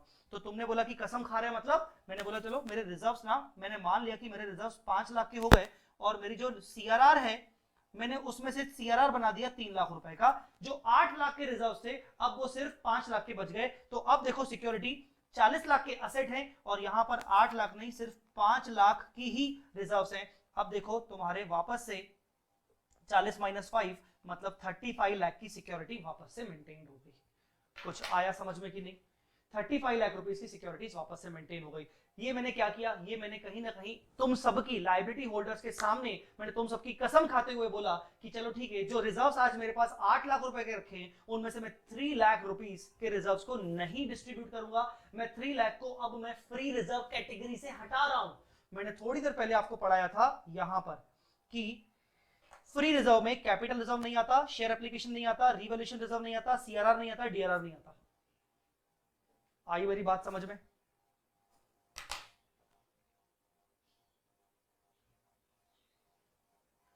मैजिक, किसने लिखा मैजिक, आया समझ में कि नहीं। पॉइंट समझ में आया कि why we are creating CRR, why we are creating CRR.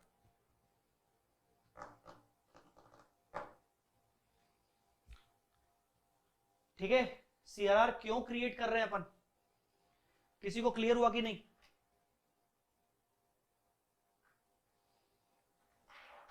किसी को क्लियर हुआ कि नहीं? जल्दी बोलो। सो वापस आते हैं। What is the logic behind calculating behind creating CRR?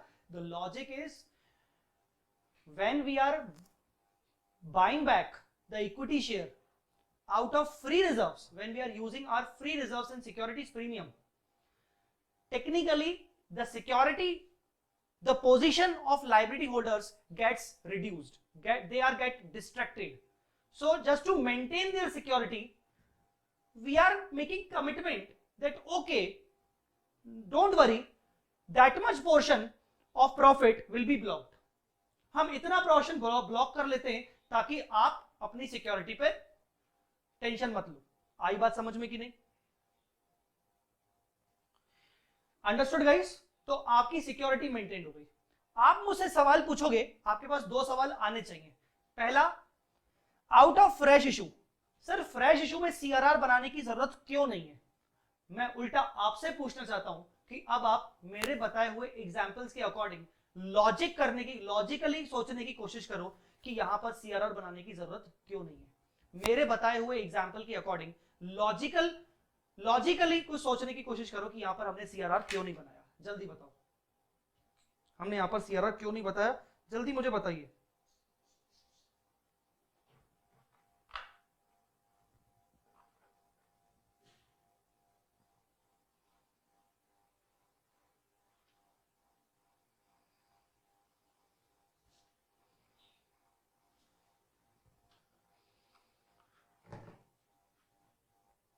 जल्दी बोलो।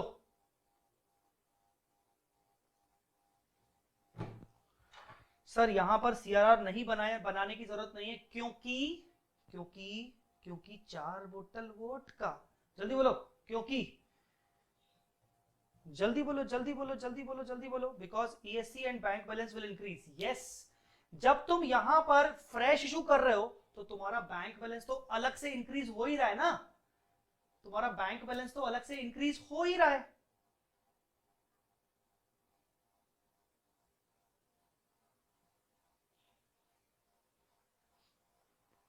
कि सर कंपनी के एसेट रिड्यूस नहीं हो रहे हैं फ्रेश इशू से। बिल्कुल सही बात, कंपनी के शेयर्स रिड्यूस नहीं हो रहे हैं फ्रेश इशू से, कंपनी के शेयर्स रिड्यूस नहीं हो रहे हैं फ्रेश इशू से। आई बात समझ में कि नहीं?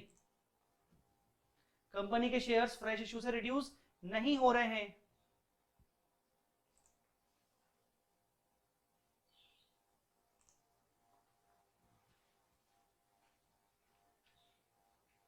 क्लियर बेटा?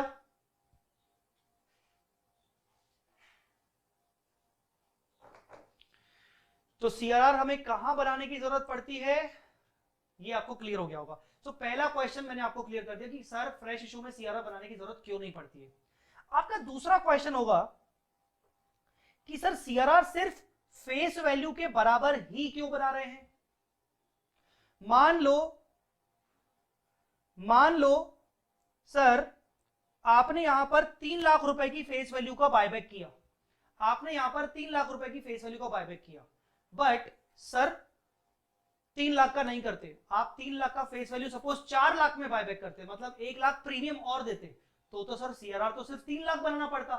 ऐसे केस में सर 3 लाख तो हम सीआरआर बना रहे हैं, जबकि बायबैक कर रहे हैं 4 लाख का, मतलब एक्स्ट्रा 1 लाख से तो सर सिक्योरिटी कम हो रही है।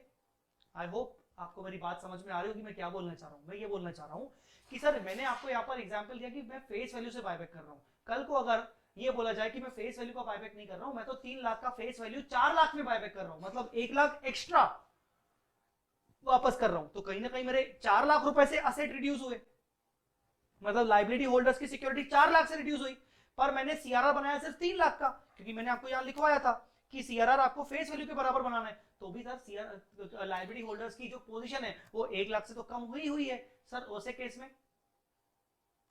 तो ऐसे केस का अगर आपको क्वेश्चन जनरेट हो रहा है तो इसका आंसर ये है कि बेटा इतना एक इस सेक्शन का लिमिटेशन है, अगर एक्स्ट्रा मतलब मुझे फेस वैल्यू तक का उनका ख्याल रखना है। किसका ख्याल रखना है? लायबिलिटी होल्डर्स का।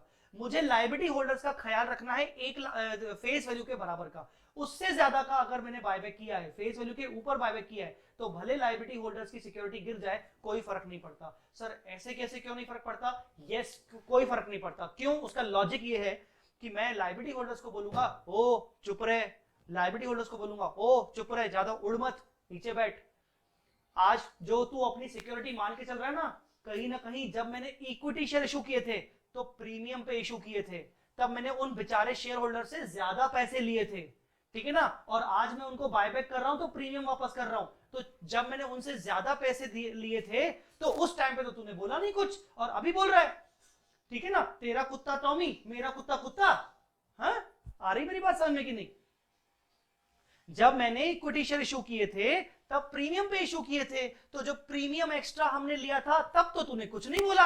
आज हम वही प्रीमियम वापस बांट रहे हैं तो तेरे को आज मतलब तेरी जल रही है ना। तेरा कुत्ता टॉमी, मेरा कुत्ता कुत्ता। I hope you are getting my point.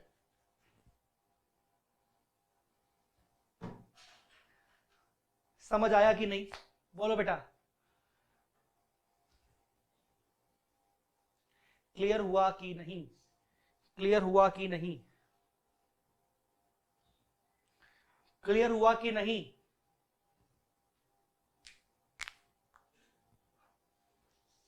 Point is कि हाँ ये एक लिमिटेशन है, इतना तो तुम्हें सहना पड़ेगा, सहना है सहो, नहीं तो पैसे उठा वापस जाओ। हाँ, क्लियर है कि नहीं?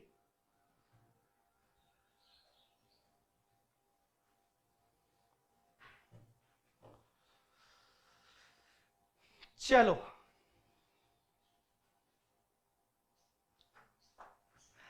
Okay, so capital reserve, why we create capital reserve. मुझे ऐसा लगता है हमने इस पूरी क्लास में जो आज एक लॉजिक समझा है, ये लॉजिक आप कभी नहीं भूलोगे। आपको ये हमेशा याद रहेगा कि किस तरीके से हम अपनी क्वालिटी टीचिंग को मेंटेन करते हुए क्लास को कंडक्ट करते हैं, ठीक है। So this is the thing I just wanted to tell you कि यार कुछ भी पढ़ो तो इतना हद में घुस जाओ कि साला कुछ लॉजिक लेके ही बाहर निकलो। मतलब ऐसे नहीं कि यार तो पढ़ रहे हैं और हमें सीए बनना है और हमें बस पास होना है, that is not the thing. जब साला इतनी डीपली घुस के कुछ लॉजिक निकाल के लेके आएंगे ना, तो आपको लगेगा, रियलाइज होगा कि यार हमने लिटरली कुछ पढ़ा है। चलो, so this is the thing you have to understand कि सीआरआर हमें कहां बनाना पड़ता है। अच्छा था, सीआरआर की आपने एंट्री क्या की? मैंने तो ऐसे रफ में कर दी थी एंट्री। सीआरआर की हमने एंट्री की free reserve debit to CRR. Sir दोनों तो रिजर्व्स हैं, हाँ, बस दोनों में फर्क ये है कि जो फ्री रिजर्व है that can be distributable eight any time, जबकि जो सीआरआर है that is blocked profit, you can not distribute. Sir कभी डिस्ट्रीब्यूट नहीं कर सकते हम, कभी नहीं। सर इसका कुछ नहीं हो सकता, कुछ नहीं, सिर्फ एक चीज हो सकती है, सीआरआर से बोनस इशू कर सकते हो। तो सर फिर बोनस इशू कर देंगे इक्विटी शेयरहोल्डर्स को, तो सर फिर तो कंडीशन खराब हो जाएगी, ये तो लायबिलिटी होल्डर वाले फिर से चिल्लाएंगे। नहीं चिल्लाएंगे, क्योंकि सीआरआर से जब तुम बोनस इशू करोगे उससे असेट पर कोई फर्क नहीं पड़ेगा। सीआरआर से अगर तुम बोनस इशू करोगे तो एंट्री होगी CRR debit to equity capital. बताओ इसमें कहां से तुम्हारे असेट जा रहे हैं? लायबिलिटी होल्डर बोलेंगे हाँ करो, हमें क्या दिक्कत है, हमें कोई दिक्कत नहीं है, ठीक है। आई बात समझ में कि नहीं? तो सीआरआर का एक ही यूज है, बोनस इशू कर सकते हैं। बोनस मतलब इक्विटी शेयर और यूज इशू कर सकते हैं, जिससे आपके असेट कोई गिरेंगे नहीं। असेट नहीं गिरेंगे, असेट नहीं करेंगे तो लायबिलिटी होल्डर्स को कोई टेंशन ही नहीं है। आई मेरी बात समझ में? Sir will buyback increases EPS and MPS? Buyback will definitely increase earning per share. आगे के फ्यूचर में आपका अर्निंग पर शेयर बढ़ेगा based on the same profits. क्या एमपीएस बढ़ सकता है? दैट डिपेंड्स, ये मार्केट के ऊपर रहता है। मार्केट प्राइस पर शेयर बायबैक से बढ़ सकती है कि गिर सकती है, कुछ नहीं कह सकते। बढ़ भी सकती है, गिर भी सकती है। जनरली बढ़ती है, एक हद तक बढ़ती है। क्यों? क्योंकि इससे ये शो होता है, कंपनी की ताकत शो होती है कि देखो कंपनी बायबैक कर रही है, मतलब कंपनी के पास अच्छा पैसा है। बट इसका नेगेटिव इंपैक्ट भी हो सकता है। तो मार्केट प्राइस बढ़ भी सकती है, गिर भी सकती है, पर ईपीएस तो बढ़ती है डेफिनेटली, ठीक है। चलो गाइस, अब मुझे कुछ लॉजिक्स समझाने की जरूरत नहीं है। जो पॉइंट्स लिखे हुए उन पॉइंट्स को एक बार पढ़ लेता हूं। When a company purchase its own shares out of free reserves and security premium account, then a sum equal to nominal value of shares so bought, sum equal to nominal value of shares so bought shall be transferred to the capital redemption reserve account out of free reserve. ठीक है, ये अभी हमने पढ़ा. Shall be transferred to the capital reserve account out of free reserve. Clear हुआ बेटा? दूसरा, premium payable on buyback can be set off against security premium account if any, otherwise it would be set off against revenue reserve. Sir ये क्या है? Buyback अगर मैं 40 रुपए में कर रहा हूं, 40 रुपीज में अगर मैं बायबैक कर रहा हूं, जिसमें से 10 रुपीज फेस वैल्यू है, तो इसका मतलब जो 30 रुपीज हम एक्स्ट्रा पे कर रहे हैं प्रीमियम, हम उसको राइट ऑफ कहां से करेंगे? हम उस प्रीमियम को राइट ऑफ कर सकते हैं अगर हमारे पास पहले से ही सिक्योरिटी प्रीमियम का बैलेंस रखा हुआ है. अगर सिक्योरिटी प्रीमियम का बैलेंस नहीं रखा हुआ है तो हम उसको राइट ऑफ कर सकते हैं अपने एग्जिस्टिंग रिजर्व्स एंड सरप्लस से.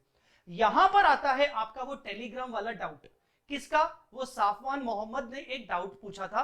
ऋत्विक ने भी शुरू में बताया, बोला था कि सर वो डाउट क्लियर कर लीजिएगा जो टेलीग्राम पे पूछा गया. बच्चे ने डाउट क्या पूछा? बच्चे ने ये पूछा, बच्चे का नाम है साफवान.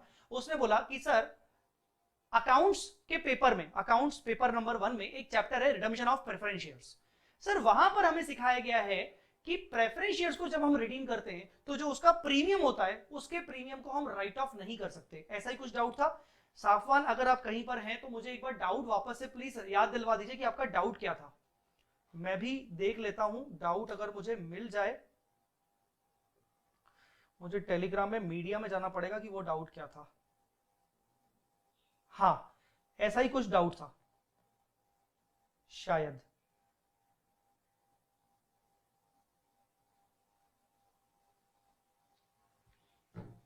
डाउट आई थिंक यही था. Balance in security premium account has not been utilised for the purpose of premium payable on redemption of preference shares. हाँ, तो बच्चे का डाउट ये था. डाउट इसमें नहीं है, यहां तो बात क्लियर कट है कि अगर आप बायबैक के टाइम पे एक्स्ट्रा प्रीमियम देते हो तो इस एक्स्ट्रा प्रीमियम को आप सिक्योरिटीज प्रीमियम्स के बैलेंस से राइट ऑफ कर सकते हो, बिल्कुल कर सकते हो. बच्चे का डाउट कुछ और था. बच्चे का डाउट ये था कि sir redemption of preference share जब होता है, मतलब जो चैप्टर है आपका अकाउंट्स पेपर नंबर 1 में, अगर आपने पढ़ा है तो, नहीं पढ़ा है तो अभी दिमाग नहीं चलाने का या सिर्फ थोड़ा सा मेरी बातों को सुनने का, कि रिडम्पशन ऑफ प्रेफरेंस शेयर जब जैसे हम प्रेफरेंस शेयर को रिडीम करते हैं और उनको भी अगर प्रीमियम देते हैं तो सर वो वाला प्रीमियम क्या हम सिक्योरिटी प्रीमियम से राइट ऑफ कर सकते हैं क्या? क्या हम सिक्योरिटी प्रीमियम से राइट ऑफ कर सकते हैं क्या? तो मैं आपको जवाब दूंगा, लॉजिकली करना चाहिए, कर सकते हैं. बट कंपनीज एक्ट ने रेस्ट्रिक्ट किया है. कंपनीज एक्ट ने बोला है कि premium payable on preference share can not be written off from the security balance, security premium balance. आप वहां से राइट ऑफ नहीं कर सकते हो. तो उस बच्चे ने बोला कि सर अगर मान लिया जाए कि premium on preference shares, premium payable on redemption of preference share को राइट ऑफ नहीं कर सकते सिक्योरिटी प्रीमियम बैलेंस से, तो सर ऐसे केस में एक क्वेश्चन है जो आपकी क्वेश्चन बैंक में ही दिख रहा है बायबैक में, जहां पर उन्होंने 2 लाख रुपीज समथिंग कुछ है उन्होंने राइट ऑफ किया है. तो मैं बोलूंगा कि बेटा वो जो सॉल्यूशन है वो पुराना सॉल्यूशन है, और जो ये चीज इंस्टीट्यूट ने अपने मॉड्यूल में दी थे, इस मॉड्यूल में इंस्टीट्यूट ने अब जाके डाली है, अब जाके मतलब पिछले 1-1.5 साल से, और वो क्वेश्चन पुराना है. तो आप उस एंट्री को हटा भी सकते हो, आप उस एंट्री को राइट ऑफ मतलब उसको काट सकते हो, ऐसी कोई दिक्कत नहीं है. तो इसका मतलब बनी बनाई बात यह है कि बायबैक वाला जो प्रीमियम होता है उस प्रीमियम को तो आप राइट ऑफ कर सकते हो सिक्योरिटी प्रीमियम से, पर जो रिडम्पशन ऑफ प्रेफरेंस शेयर्स पर जो आप एक्स्ट्रा प्रीमियम देते हो उस प्रीमियम को आप राइट ऑफ नहीं कर सकते हो सिक्योरिटी प्रीमियम के अकाउंट से. तो सर हम वो कहां से राइट ऑफ कर सकते हैं? वो आप P&L से राइट ऑफ करो, वो आप रिजर्व्स एंड सरप्लस से राइट ऑफ करो, कोई दिक्कत नहीं है. ठीक है, ठीक है बेटा.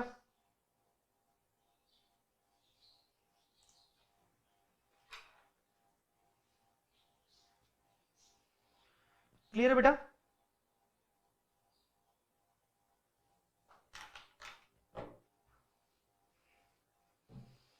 कोई भी मेरे चैटिंग में आएगा फालतू चीजें टाइम पास करने आएगा, उसको हटा दिया जाएगा बिना सोचे समझे. सो कृपया करके एंटी सोशल एलिमेंट्स से सावधान रहें.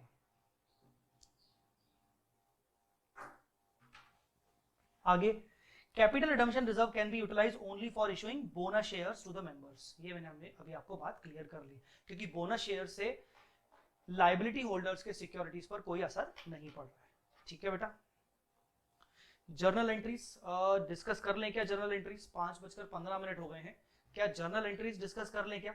या आपका मैं होमवर्क दे रहा हूं, अगली क्लास में हम ये जर्नल एंट्रीज डिस्कस करेंगे, मतलब आपको ये पढ़ के आना है, हम इसको डिस्कस करेंगे और बस क्वेश्चंस करना शुरू करेंगे। आपकी क्लास अभी खत्म हो रही है, कंक्लूड हो रही है। अगर आपको अभी कोई डाउट हो तो मुझसे पूछ लीजिए। स्पेशली साफवान, कहाँ हैं आप? आपका रिप्लाई नहीं आ रहा है। अगर आप अभी लाइव देख रहे हैं लेक्चर, चैट करके बताइए कि आपको डाउट का सॉल्यूशन जो मिला वो सेटिस्फैक्टरी है कि नहीं है। बच्चों, इन द मीनवाइल आपसे ये रिक्वेस्ट करूंगा कि अगर आपको मेरी टीचिंग अच्छी लगती है, आपको लगता है कि जय सर से आपको बहुत अच्छा नॉलेज मिल रहा है, सो याद रहे कि ये जमाना गिव एंड टेक का है। अगर आपको बहुत सारी चीजें अच्छी मिल रही हैं फैकल्टी से, तो फैकल्टी भी आपसे कुछ एक्सपेक्टेशन रखता है। सर फीस की, अरे फीस तो अलग बात है, उसके अलावा फीडबैक की। हर फैकल्टी को लगता है कि अगर मैं मेहनत कर रहा हूं बच्चों के पीछे तो उसको फीडबैक दिया जाए। प्लीज टेलीग्राम पे या फिर व्हाट्सएप पे मुझे फीडबैक दीजिए। एक और एक्सपेक्टेशन होती है टीचर की कि आपको अगर क्लासेस अच्छी लग रही है तो आप अपने बाकी दोस्तों को, जूनियर्स को जरूर मेरी क्लासेस रिकमेंड करिए।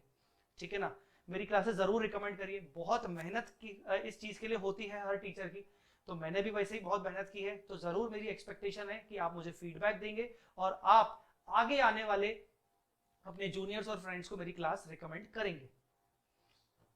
ठीक है, साफवान शायद अभी नहीं है लाइव लेक्चर में, तो कोई बात नहीं, अगर उनका डाउट सॉल्व नहीं हुआ होगा तो आप मुझे अलग से पूछ लीजिएगा व्हाट्सएप पे या फिर टेलीग्राम पे। आई होप आपको ये पॉइंट समझ में आ गया होगा और ये जो एंट्रीज हैं आपको अच्छे से समझ में आ गई होंगी। ठीक है, बच्चा एक पूछ रहा था डीएमएस म्यूजिक करके कि सर आप अपनी स्टोरी बताइए वगैरह वगैरह। आगे चल के कभी ना कभी आपके साथ शेयर करूंगा अपनी अपनी स्टोरी। अब आप उसको कुछ भी नाम दे सकते हो, आप किसी भी तरीके से आप उस स्टोरी को नाम दे सकते हो, but yes definitely I will share with you.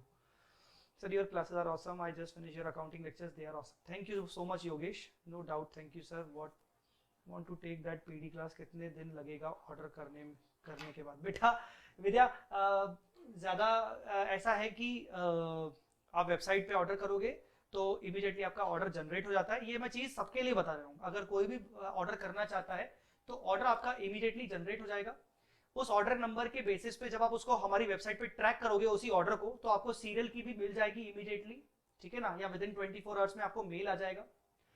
इसके अलावा क्लासेस तो आप उसी दिन से डाउनलोड करना शुरू कर सकते हो, क्लासेस हमारी वेबसाइट पे ही रखी रहती हैं, तो आपको पीडी आने का टाइम वेट नहीं करना है। पीडी जब आएगी तब आएगी, तब तक आप लेक्चर्स डाउनलोड कर सकते हो। बुक्स आने में 5 से 7 दिन लग सकते हैं। ठीक है, चलिए, मुझे लगता है मुझे अपने लेक्चर को यहीं पर कंक्लूड करना चाहिए। हम अपना लेक्चर अगली क्लास में कंटिन्यू करेंगे बायबैक के साथ। बायबैक अगली क्लास में भी रहेगा और उसकी अगली क्लास में हम वाइंड अप कर लेंगे, मतलब बायबैक की टोटल 4 क्लासेस होंगी, बट हम उसको कवर अप कर लेंगे। चलिए, आपको मुझे लगता है और कोई डाउट नहीं है, तो हम इस लेक्चर को कंक्लूड करते हैं। Thank you so much, bye bye, जय माता दी, अल्लाह हाफिज।